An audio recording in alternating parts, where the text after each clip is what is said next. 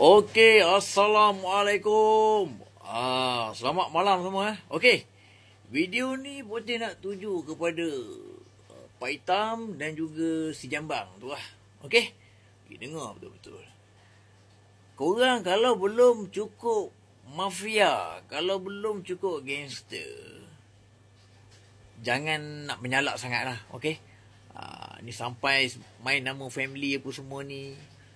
Ini memang dah koyak rabak. Okey, guna jalan pintas. Kau ingat kau dapat cari kelemahan Putih. Minta maaf lah. Okey. Kelemahan Putih, kita bagi tahu. Kelemahan Putih, kau datang beradak. Kau datang beradak depan-depan. Okey, sentuh. Tu baru betul. Sekali kau sentuh, nak tengok berapa kali pula kena balas. Jadi setakat kau buat video, kau cakap Putih buat video apa nak cari popular. Bro, cuba kau tarik dekat TikTok Putih Racing. Berapa ribu aku punya video dekat TikTok ni. Okey?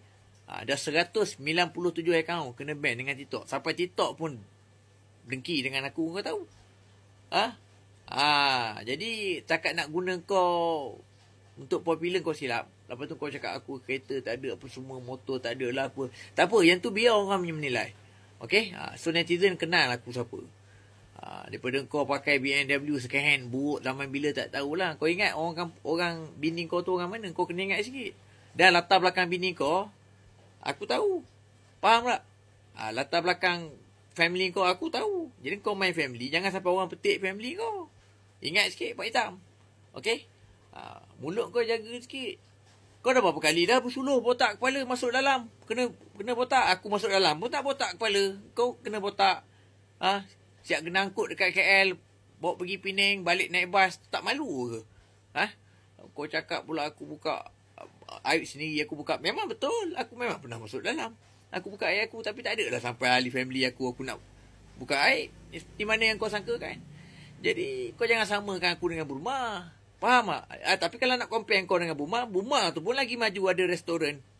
Okey, daripada kau tu menyalak dalam kereta buruk, kereta pun second hand, tak habis bayar lagi dekat Yuska, tayar pun botak. Orang ambil gambar hantar kat aku, tayar kereta kau tak tukar. Road tag pun mati. Duit pun tak ada. Dah je macam mana? Okey? Jadi kepada si Jambang, Putih tengok dia okey lah. Cakap pun ada tapis, tak apa. Okey, si Jambang, kita boleh terima nasihat dia profesional. Tapi kalau dengan Pak Hitam ni, kau ngaku lah jauh level. Aku Niaga dah 19 tahun. Kau cakap air tak laku. Air 19 tahun. Kalau tak laku, takkan siapa jual sampai dah 19 tahun. Jadi pakai otak sikit bro. Okay? Hati-hati. Alright. Hati-hati. Bahaya tu. Okay? Okay?